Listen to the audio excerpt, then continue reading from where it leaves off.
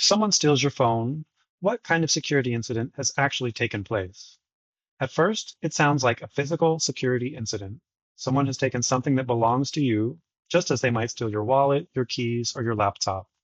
But unlike almost anything else we carry, a modern phone is not simply a valuable object. For many of us, it has become the front door to much of our personal and professional lives. It may provide access to your email, bank accounts, private messages, photographs, cloud files, and even your work systems. And if you're one of the millions of people using two-factor authentication, your phone might be the very device set up to receive the verification codes that banks, employers, and online platforms use to confirm that you are really you.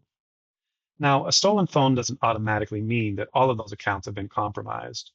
Modern devices can be remarkably secure when they are properly configured, but the theft does create new opportunities.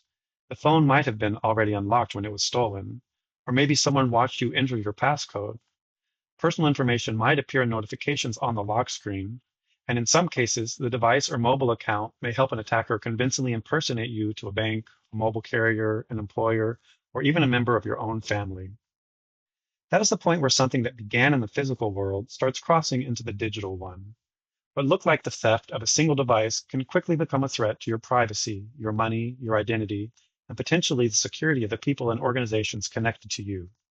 And the stolen phone is only one example of a much larger change in the way we need to think about personal security.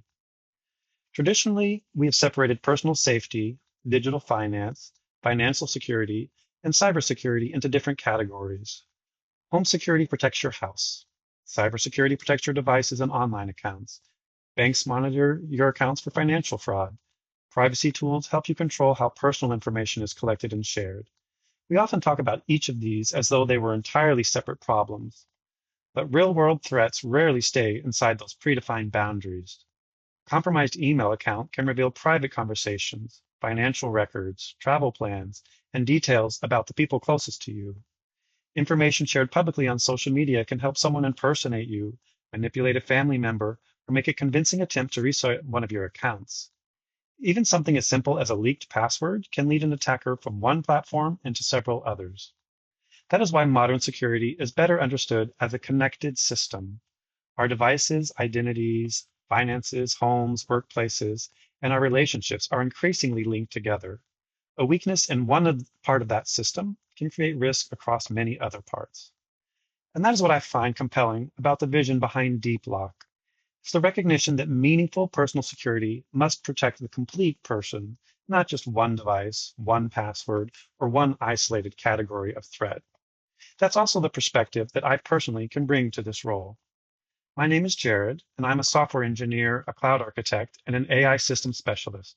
I have more than 25 years experience designing and explaining complex technical systems. Although my background is broader than cybersecurity alone, security has always been an essential part of the work. When you design cloud infrastructure, authentication systems, APIs, mobile applications, or AI platforms, you're constantly making decisions about identity, access, privacy, data protections, system boundaries, and in particular, what happens when something goes wrong.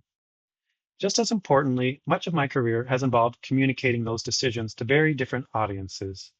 I've worked with software developers who want the technical details, business leaders who need to understand risks and trade-offs, and end users who simply need clear guidance they can realistically follow.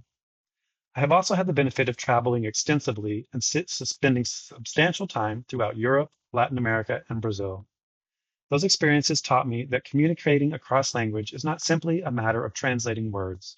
It requires an ear for rhythm, tone, pronunciation, and cultural context, and the ability to present ideas in ways that feels natural to an international audience. In English and Spanish, I am comfortable communicating interactively and adapting in real time. I can also prepare and deliver polished presentations in Brazilian Portuguese. And with some prep, I could even be able to work material in French, although to be honest, I'm a little out of practice with my French. Although your job listing does not mention the multilingual requirement, I did want to give a brief demonstration of my skills. For example, when presenting to a Spanish-speaking audience, I might lead with the following. Que en muchos países de América Latina, el teléfono ya no es solo un herramienta de comunicación, sino una extensión de nuestra identidad. Por lo que aprender a protegerlo también significa aprender a proteger una parte importante de nuestra vida cotidiana. Or for a presentation directed to the 200 million plus population of Brazil in their native Portuguese, I might lead with the following. No Brasil, onde milhões de pessoas resolvem praticamente tudo pelo celular, desde uma conversa com uma família até uma transferência bancária, falar de segurança digital de forma simples e prática deixou de ser um assunto apenas técnico e passou a fazer parte da vida de todo mundo. The ability to move between technical levels, audiences, and potentially different languages is one of the reasons that this opportunity really stood out to me.